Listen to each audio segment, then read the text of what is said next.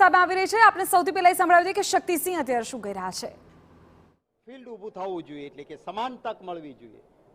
એ Bharatiya Janata party આવજો। હિમાંશુભાઈ, તમે લાલાભાઈ આવો।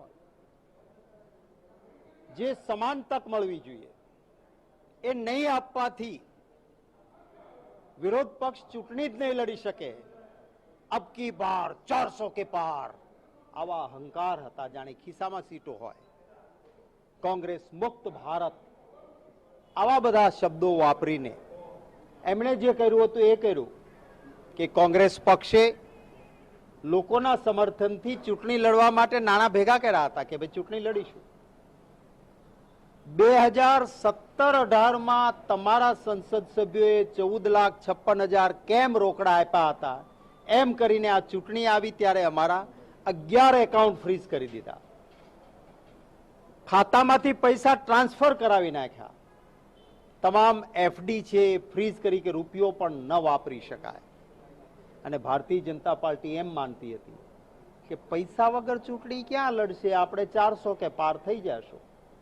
સલામ કરીશ ગુજરાતની દેશની જનતાને, મારા કોંગ્રેસ પક્ષના કાર્યકર્તાઓ અને નેતાઓને। કોંગ્રેસના કાર્યકર્તાઓએ ખિસ્સાના પૈસા કાઢીને આ ચૂંટણીમાં પૈસા વાપરીને ઉમેદવારોને મદદ કરી છે। મારા ઉમેદવારોને હું ખૂબ અભિનંદન આપું છું કે ક્યાંય કોઈ લોભ લાલચ ડરમાં આવ્યા વગર મર્દાનગીથી ચૂંટણીઓ લડ્યા। 5 લાખની પારની વાત કરનારને નાકે પાણી લાવી દીધા। આ ઉમેદવારોને પણ અભિનંદન આપું છું। બનાસની જનતાએ હેટ્રિક તોડી। બનાસના લોકોએ પ્રેમ, આશીર્વાદ, સમર્થન અને આર્થિક મદદ પણ ગેનીબેનને કરી। અને હવે બનાસની બેન, અમારી બેન, એ દેશની બેન બની છે। પાર્લામેન્ટમાં એનો અવાજ ગુંજશે। અહંકારને તોડવાની લોકશાહી વ્યવસ્થાની શરૂઆત આ બનાસકાંઠાની એક બેઠકથી ઊભી થઈ છે।